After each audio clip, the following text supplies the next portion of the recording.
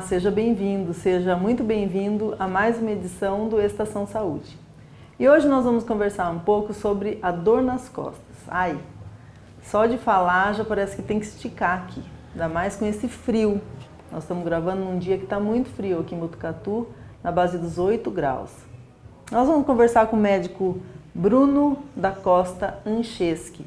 Ele é ortopedista, especialista em coluna e vai conversar um pouco com a gente sobre esse problema que é o mais recorrente, é a principal causa de queixa nos consultórios médicos e afeta 80% da população em todo o mundo. É isso mesmo, doutor? E realmente é isso mesmo. Os estudos, mostram que 80% da população já teve ou vai ter um episódio de dor nas costas durante a vida. Então é muito mais fácil a gente ter dor nas costas que não ter. É uma coisa muito frequente. Nossa, então, doutor, eu queria já começar então agradecendo a sua participação conosco, mas fazendo uma pergunta que chegou pra gente aqui. A dor nas costas é uma doença? É um problema? É uma doença? Como que a medicina caracteriza a dor nas costas? Dor é um sintoma, né? Mas é um sintoma que mostra que tem alguma coisa errada no nosso corpo, né? Seja qual for o motivo, a causa, ela é um sinal de que tem uma doença instalada no nosso corpo. Então a gente pode considerar a dor nas costas como realmente uma doença. Então podemos falar aqui, ou chamar como problema, ou chamar como doença, não vamos estar errando aqui. Não, exatamente. Doutor, 80% é quase todo mundo. Apesar que todo mundo que eu conheço, na minha estatística, é 100%. É praticamente isso mesmo. Sempre foi assim? Ou esses números antes as pessoas tinham menos dor nas costas? Não, provavelmente sempre foi assim. Acontece que hoje tem mais estudos que mostram, que caracteriza a dor nas costas e mais diagnóstico, né? Então sempre foi altamente prevalente e frequente no meio da população, tanto no Brasil, nos Estados Unidos, no mundo inteiro. Quando a gente fala de dor nas costas, a gente pensa na coluna, vamos pensar assim, no corpo humano, da cintura para cima, né? Então, aonde que dói? Tem algum tipo de dor que é mais frequente? Como que é o tipo de dor de cada região, se é que dá para caracterizar assim? E o que cada tipo de dor representa? Se o senhor quiser, eu posso dividir a pergunta em 3, né? Mas eu queria que o senhor respondesse mais ou menos isso, esse conjunto de coisas. Certo. Vamos lá, então. As regiões que doem, né? A principal vilã da história é a coluna lombar, né? Que é a coluna mais baixa, as últimas vértebras. É o principal local, né? Depois é a coluna cervical, que é o nosso pescoço, que aí já cai um pouquinho, esses números de 80%, a literatura fala de 50% dos problemas da coluna estão na cervical, 50% da população vai ter dor lá. E, por último, a coluna torácica, né, que é a coluna que fica no nosso tórax, mesmo tem os arcos costais. Aí o problema da coluna torácica já cai bastante, 1%. Porque é uma coluna mais rígida, né, que ela tem os arcos costais, ela não movimenta tanto, igual a lombar e a cervical. Então, região anatômica são essas daí, né, que a gente fala região do corpo. Lombar, que seria aqui a anca, parte, né? Isso, pessoal, perto do quadril perto aqui, do né? Que ela vai aqui desde o final do tórax até da cintura para baixo. Exatamente. Sim. Aí, em segundo lugar, a cervical, Que região do pescoço. Pescoço conta como coluna, torcicolo, essas coisas conta. Então entra tudo na estatística. Entra tudo na estatística. E a torácica, que seria essa intermediária entre uma e outra. Exatamente. O nervo ciático entra nessa leva da coluna ou não? Entra, né? Entra porque também. o nervo ciático, muitas vezes a dor dele é por conta da coluna. Certo. Né? Ele pode estar comprimido, né? Quando ele tem a dor do ciático, é a compressão do nervo, muitas vezes por conta de uma hernia de disco, por exemplo, que o paciente tem dor na perna. Mas a gente tem que deixar claro que muitas vezes a gente está com uma dor nas costas e a gente acha que é o ciático. O ciático ele leva muita culpa por muita coisa que ele não é culpado. Às vezes ele é inocente. Às vezes ele é inocente, porque a dor clássica do ciático, ela desce até o pé, ela passa para baixo do joelho. Né? Muitas vezes o paciente está com uma dor nas costas, ele fala, dói minha coluna lombar e vai até meu bumbum, vai até minha coxa. Geralmente não é o ciático. Daí né? seria uma hérnia de disco Seria, ou outro. A hérnia de disco ela comprime o ciático. Né? Aí seria alguma alteração nessas articulações da coluna, alguma coisa que leva a uma contratura muscular, e tem o que a gente chama de dor miofascial, que é uma dor do músculo, uma dor de uma contração muscular, de alguma coisa que reflete essa dor. Ou seja, não é assim, estou com dor nas costas, é dor nas costas. Pode ser muitas coisas, e aí, para cada coisa, precisa de um diagnóstico correto e o tratamento correto. Exatamente. O tipo de dor, porque eu tenho dor nas costas, então eu já tenho dor que lateja, dor que queima, dor que parece que está tudo amarrado, dor de pontada, né?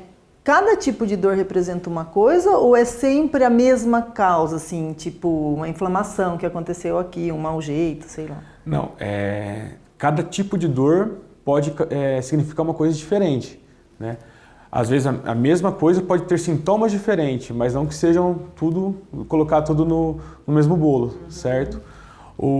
A gente realmente precisa fazer o diagnóstico correto para fazer o tratamento correto, né? Porque muitas vezes a gente pode ter alguns problemas na coluna que não é da coluna, né?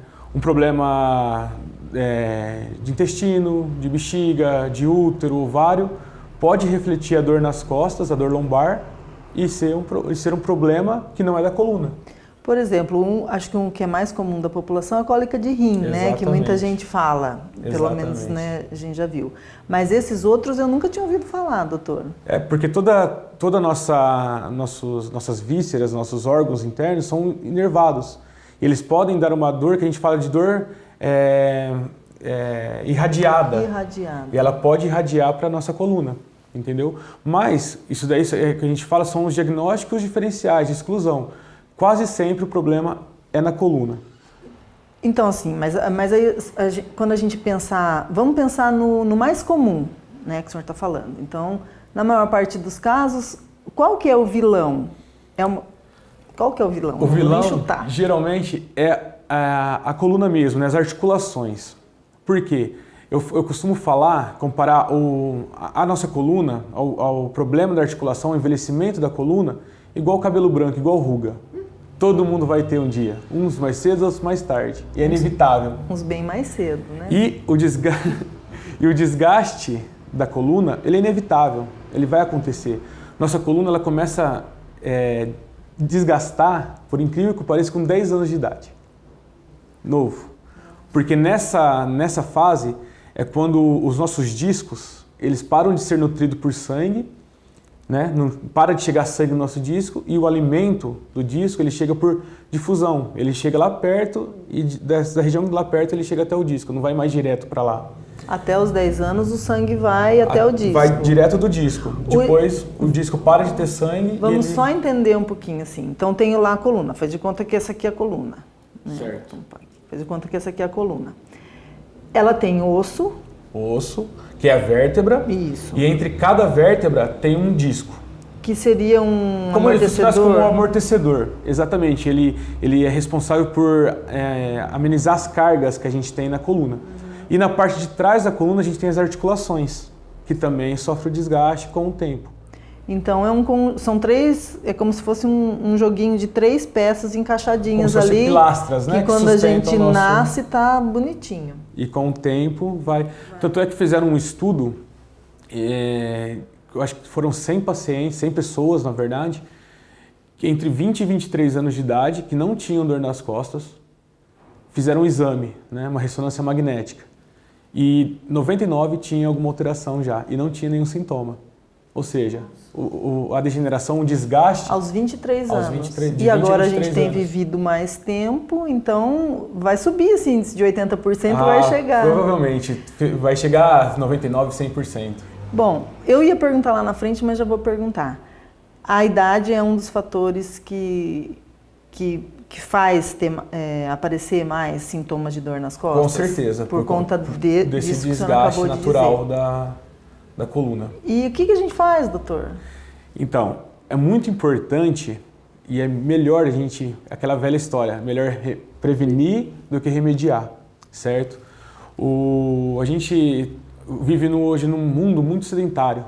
A gente vai na esquina de carro, a gente não levanta do sofá para trocar o canal porque tem um controle remoto. Então a gente está acostumado com essa vida sedentária. E isso é prejudicial para a nossa coluna, né? Outra coisa, a nossa postura no dia a dia, a gente está lá, trabalha sentado, numa mesma posição, aí não tem tempo de fazer uma atividade física.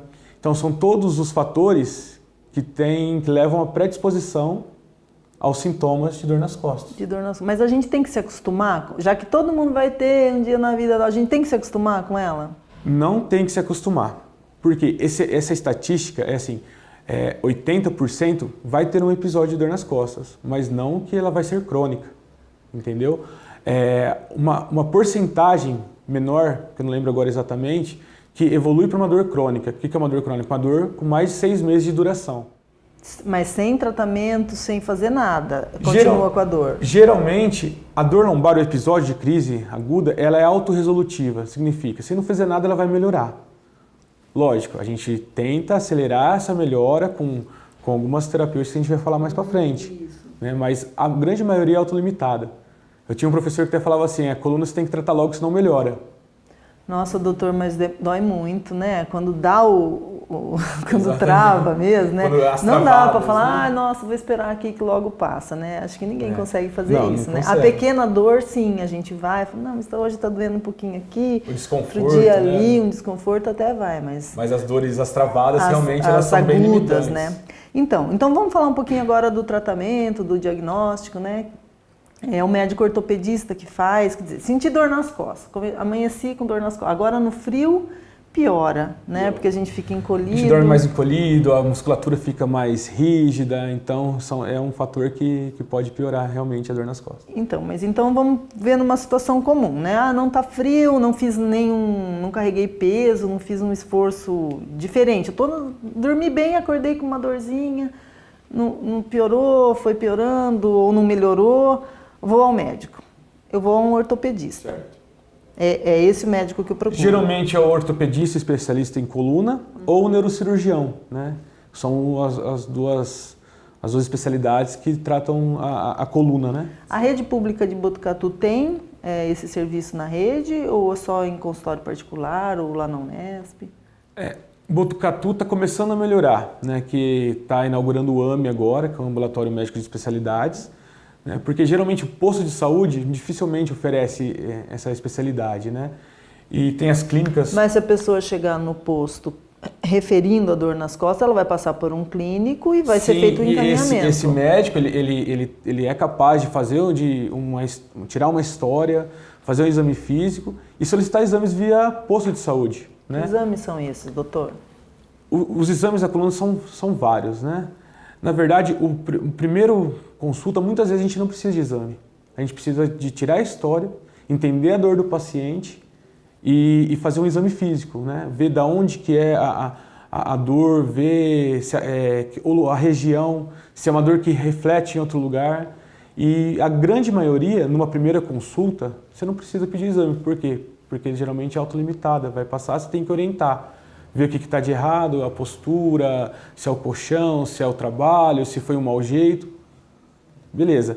Passou muito tempo, o paciente vai com dor recorrente no pronto-socorro ou no seu consultório, ou ele tem alguns sinais de alerta que a gente fala, né, que são as bandeiras vermelhas, que ele está com déficit, perdeu força, né, tem história de câncer, faz uso de alguma medicação corticoide, tá com anestesia, você não sentir, não ter a sensibilidade de alguma região. Criança, porque criança, dificilmente ela reclama de dor, né? A criança não quer ir no médico. Então a criança reclamou de dor, para ficar esperto também. E idoso com história de trauma, mesmo a população adulta caiu, né? Um acidente, alguma coisa. Então são coisas que a gente precisa de exame. Certo. Né? Ou aquele paciente que está com uma dor recorrente que não melhora. Aí os exames, eles são vários, né? O mais básico, que é quase que mandatório, é uma radiografia, um raio-x, né? Que dá para a gente ver bastante coisa, né? Já dá para a gente ver se tem sinais de desgaste, né? Da coluna, o alinhamento, se tem desvios ou não, né? Tem a tomografia computadorizada. Certo, né? Que daí já é mais... Que já é um pouco mais avançado, que a gente consegue ver mais coisas que o raio-x. Tem uma desvantagem que o paciente recebe muita radiação, né? Mas não é também a tomografia em si que vai colocar em risco uma tomografia. O problema é você fazer várias, né, num ano. E o que a gente chama de padrão ouro, que é o exame melhor para a gente ver a coluna, é a ressonância magnética. Nenhum exame exclui o outro, todos se complementam, né? A ressonância magnética é bom que eu consigo ver o disco, que eu não consigo ver no raio-x, numa tomografia, consigo ver as partes moles, que a gente fala o músculo, se tem algum sinal nos ligamentos da coluna de sobrecarga, de edema, essas coisas. E aí o médico, né, o médico especialista, ele vai receber esses exames e vai ter o diagnóstico preciso do que está acontecendo e o que está gerando aquela dor, do que está acontecendo com o paciente, o que está gerando aquela dor e o que deve ser feito para que ele não tenha mais dor, saia desse quadro. Uhum. Exatamente. Muitas vezes são ferramentas que auxiliam a gente, certo? Só que a gente tem que tomar cuidado na hora de pedir exame, para não pedir exame quando não precisa. Igual eu falei, com pessoas de 20, 23 anos tinham coisas alteradas e não tinham dor. Então, às vezes, um exame pedido inadequadamente confunde mais a gente do que ajuda. Vai procurar pelo em ovo. Exatamente. Né? E vai achar, porque se é um desgaste natural... Exatamente. Aí vem lá hoje em dia a gente, todo mundo tem muita curiosidade, tem internet, o Google, né? Procura, pega o laudo lá, fala, tem alterações degenerativas. Tudo, aí já começa, aí já tem hernia de disco e muitas vezes aquela alteração que está lá é natural, é normal. E é só o médico que vai saber avaliar isso, né? E aí, se diagnosticou, fez o diagnóstico, que tipo de terapias e tratamentos que tem? É sempre remédio? Tem outras que são alternativas? Tem as questões mais posturais mesmo, dessas dicas? No grosso da situação, né, doutor? Nós estamos falando sempre das causas mais comuns, das coisas mais simples, né? Então, não vamos entrar em questões mais de doenças propriamente ditas ou de outras doenças que afetam a coluna, né? Bom deixar isso claro para o nosso telespectador. Certo. A linha de tratamento, ela é vasta, né? Tem uma gama de tratamentos. Desde o tratamento que a gente chama de conservador, que é o tratamento exatamente isso que você falou, que eu vou detalhar um pouquinho mais, até o tratamento cirúrgico, né? Algumas patologias da coluna têm indicação de cirurgia. Mas eu falo assim que a cirurgia é sempre a última opção. É o fim da linha. Esgotou as alternativas de tratamento, não melhorou, às vezes necessita de cirurgia. Mas assim, começando do tratamento conservador, primeira coisa é mudança do estilo de vida. É parar com o sedentarismo. Se nosso corpo, nossa coluna, ela para de ser nutrida, eu preciso fazer alguma coisa que melhore a nutrição. Então, atividade física. Movimentar, a gente fazer atividade, se movimentar, aumenta a nutrição. Isso daí já é comprovado. Então, alguma atividade física. E qual atividade física? Não tem a certa e errada. Qualquer uma. Aquela que você gosta. Mas com orientação ou dá na minha cabeça eu saio fazer? É sempre com orientação. Vou fazer uma academia. Não adianta chegar numa academia e colocar peso lá e começar a puxar o ferro. Porque pode piorar, pode piorar. Inclusive. Então, com orientação de um personal, de alguém capacitado para te orientar, né, o exercício. Natação, hidroginástica. Hoje em dia, o pilates está muito em evidência e é muito bom para a coluna. Então, não tem o exercício errado. O errado é não fazer exercício. Então, qualquer escolha um que você goste, que nem no frio você fala... Exatamente, tá frio, porque não adianta nada eu falar assim, Adriana, faça natação. Se você odeia natação, você não vai fazer nem natação, nem aquilo que você gosta, certo? Então, e assim, sempre no limite, né? O que lesa é tentar superar o limite sem estar preparado. E como a gente sabe qual é o limite? A dor? O nosso corpo, ele é nosso alarme, ele avisa. Entendeu? Ou um cansaço muito grande. Um cansaço excessivo, uma dor que não é normal. Porque uma coisa é a dor do esporte, a dor do exercício, aquela dorzinha gostosa que a gente sente depois de fazer uma atividade física. A outra é uma dor que está te atrapalhando. Então, se tem alguma coisa doendo que não era para estar doendo, tem alguma coisa errada. Outra coisa, principalmente hoje em dia, adolescente, aumentou muito o índice de dor nas costas em adolescente, porque a postura, o tablet, o celular, a gente fica todo assim, senta no sofá todo torto. Então, a gente tem uma postura adequada. o jeito de dormir, às vezes não é o colchão que é errado, é o nosso jeito de dormir que é errado. Né? Qual que é o jeito ideal de dormir? Você tirou da minha boca. É a pergunta. O ideal, assim, lógico, tem pessoas que dormem de barriga para cima, tem pessoas que dormem de barriga para baixo, de lado, mas o ideal seria a gente colocar um travesseiro numa posição que não se fique com o pescoço nem tão baixo, nem tão alto, certo? De lado, um travesseiro entre as pernas, com as pernas dobradas, e um outro travesseiro, a gente abraçando para a gente não rodar o nosso tronco. E o marido e a mulher da gente ficam onde? Na cama, doutor? Tem que comprar uma cama. Divide um pouquinho, abraça o marido. 3 travesseiros? Agora no frio até tem dá. aqueles grandões, né? Que Que a gente pode abraçar. Então são coisas assim pra gente prevenir. Então sempre de lado. Tem um lado certo? Não tem um lado certo. O lado que você se acomodar melhor. Exatamente. E pelo ideal, menos né? o entre as pernas. Essa das pernas eu já tinha ouvido falar, entre as pernas. Ele ajuda Agora bastante. esse outro de abraçar... Porque evita a gente de rodar o tronco, né? Que às vezes pode também ser um fator, mas no frio que a gente tende a deitar numa mesma posição e não ficar virando muito. E no frio, quando a gente acorda, é ruim, assim, daquelas preguiçadonas do nada? O ideal era que todo mundo alongasse a hora que acorda de manhã. Alongar assim mesmo já vai. Espreguiçar, puxar o pescoço, ir para baixo, para cima, aquecer, né? Porque dá a impressão de que se a gente fizer isso no frio, vai fazer tec e vai parar onde está. Eu, pelo menos, tenho essa impressão. Que não tem problema.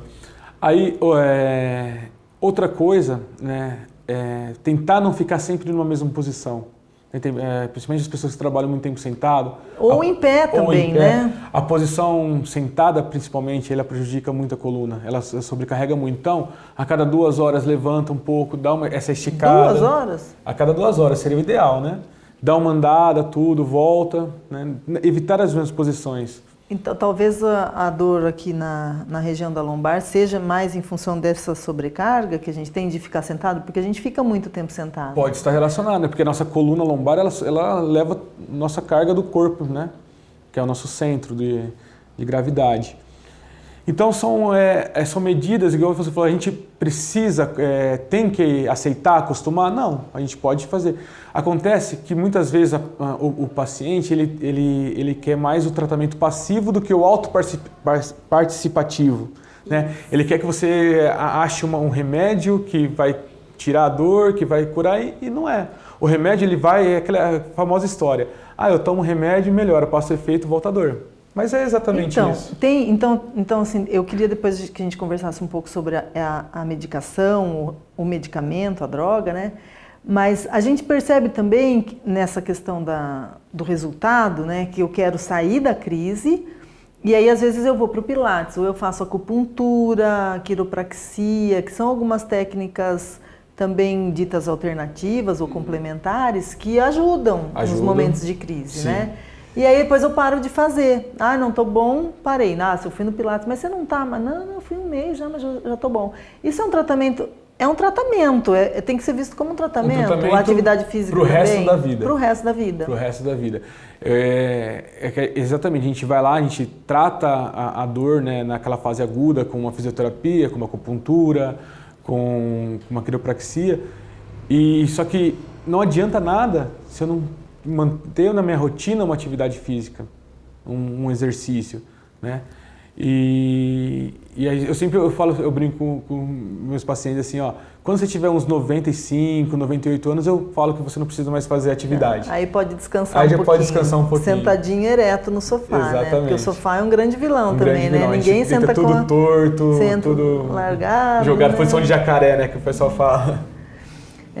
Então agora vamos falar um pouquinho da automedicação, doutor.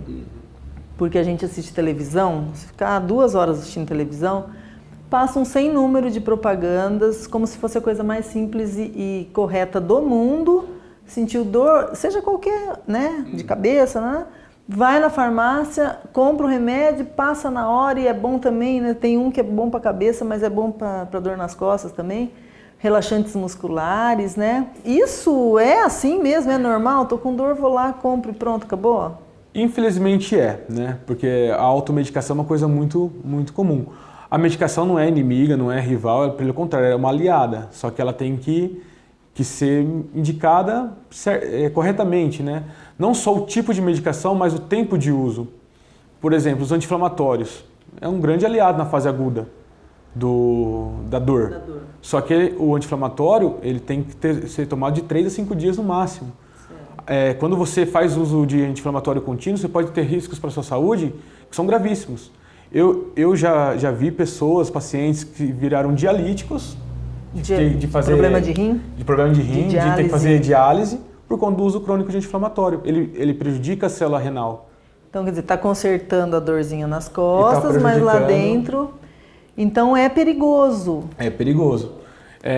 E dentro da linha de tratamento de medicação, tem os anti-inflamatórios, tem os analgésicos, os opioides, que são analgésicos mais potentes, os relaxantes musculares, os corticoides, né? Que a pessoa fala, corticoide incha. Não é bem assim. O uso crônico de corticoide pode ter problemas gravíssimos. Mas, dependendo da situação, fazer uma injeção de corticoide para tirar da crise, não é isso que vai... Mas isso quem tem que decidir é o médico. Exatamente. Né? Por quê? Não adianta nada eu passar um relaxante muscular se o seu problema não é do músculo, certo? Ou te dar um anti-inflamatório, que é para uma coisa mais aguda, se o seu problema nas suas costas é um problema crônico. Entendeu? E a gente, paciente, né, às vezes tem o diagnóstico na nossa cabeça. Não, é o ciático, não é porque eu virei a cabeça, dei um mau jeito. E às vezes não é. Então, assim, eu queria que deixar esse alerta, porque eu acho uma naturalidade muito grande a maneira como se trata, porque é uma queixa que todo mundo tem. Então é muito uma coisa tão comum, farmácia, né? É um sintoma tão comum que as pessoas acabam colocando no mesmo hall, né, dos problemas. O meu vizinho teve, tomou, isso foi bom. O fulano teve, falou que tomou. E às vezes não é, né? Às vezes a gente tem que saber realmente a causa para fazer o tratamento correto. Certinho, para depois o corpo todo não sofrer, né? Exatamente. Consertou aqui, mas estragou lá. Doutor, salto alto ou salto muito baixo, agora para as mulheres especificamente, né? É mito ou é verdade? É verdade. Tanto o muito baixo quanto o muito alto é prejudicial. O que é recomendado? Não só para a coluna, né? Para dor nos pés, o esporão, né? Que o pessoal fala, que é a fascite plantar, outros problemas. Um salto baixo, dois dedos, a Anabela, sabe? Esses calçados são adequados, são melhores. A rasteirinha é muito ruim também. Lógico, você nunca pode usar, não é isso, mas que não seja uma rotina, né? Tem pessoas que só trabalham de salto alto, outras pessoas que só trabalham de rasteirinha. Talvez no futuro possa sentir os problemas devido a isso. Certo. Da postura o senhor já falou, mas eu queria assim que o senhor fizesse assim uma demonstraçãozinha pra gente do errado na hora que sentar. Assim, o errado é que quando a gente está naquela posição que a gente joga o corpo lá para frente, senta com as costas. Senta com as costas. Isso daqui é muito ruim, né? O ideal é sempre a postura, né? Se a gente trabalha com o computador, aqui, né? Alinhar. Se a gente trabalha com o computador, que o computador esteja na nossa visão, não muito para baixo ou muito para alto, né? Aqueles notebooks assim. Seria o ideal. Então, quando o senhor disse do tablet, do celular, né? Porque esse ângulo aqui não tem como não dar dor mesmo. Exatamente. Né? Talvez no adolescente de 14 não, mas quando tiver com 40, 50... Mas esse adolescente de 14 hoje em dia também está apresentando dor. Já está tendo. Já é. Até mais verdade novo. Aquele, então, o WhatsAppite que eles falam que tem, né? É verdade, tabletite. É verdade. Já está tendo. Tá, então... Sempre, então, procurar estar apoiado na posição ereta, na posição né? ereta, não precisa inclinar o corpo, o tronco para trás também, né? Assim, reto. Como se estivesse no banco do carro, por exemplo. No banco do carro, normalmente a gente senta, né? Ou quando você vai naquele jantar formal, assim, que você tem que se comportar direitinho, entendi. Que você fica mais, você não fica mais tão relaxado. Assim, né? Tá, então isso que a gente tenha essa postura e contrair o abdômen. Alguém me falou sempre procurar contrair o abdômen. O abdômen, ele está muito relacionado à estabilidade da coluna, né? Então, por isso que assim, o Pilates, qual que é a vantagem quando eu falei do Pilates? Ele trabalha muito essa parte. Então, o abdômen forte, contraído, ele ajuda a estabilizar a coluna, que também é um fator que ajuda na prevenção da dor nas costas. Certo. E atividade física qualquer uma, desde que você goste, desde que com orientação, respeitando os limites do seu corpo, que seria a dor ou o cansaço extremo, né? Eu deixei uma pergunta aqui que é sobre o peso, né? O sobrepeso, a obesidade E o senhor já respondeu, mas eu gostaria que o senhor respondesse enfaticamente agora, né? É um grande vilão também, né? O sobrepeso, a obesidade, que hoje em dia... Eu estava até vendo uma entrevista com o Piesco, que falou das crianças, que 1 a cada 3 crianças já tem um sobrepeso, uma obesidade. E é muito ruim, né? Porque ele aumenta a sobrecarga. Imagina uma pessoa que está 10 quilos acima do peso, por exemplo. Imagina você acordar todo dia de manhã com 2 sacos de arroz nas costas. Vai te prejudicar. Então, a perda de peso é fundamental nos pacientes que têm sobrepeso e precisam melhorar a dor nas costas. Ah, mas eu conheço gente que é magro e também tem problema. Eu conheço gente que é obesa e não tem problema.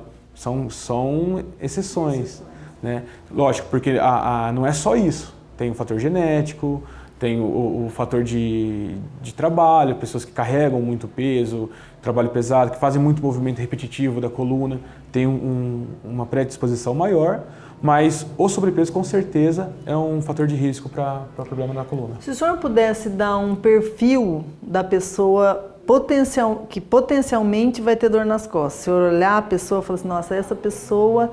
Que tipo de pessoa seria essa, assim, tanto na conformação física como de profissão ou de nível de estresse que suporta?